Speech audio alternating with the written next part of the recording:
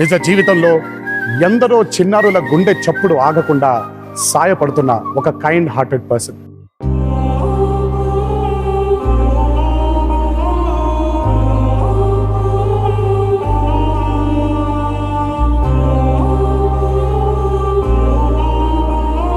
తన తండ్రి ఒక పక్కన హాస్పిటల్లో హార్ట్ అటాక్తో బాధపడుతూ ఉంటే ఈ బాబుకు కూడా ఆపరేషన్ చేయించింది మహేష్ బాబు ఫౌండేషన్.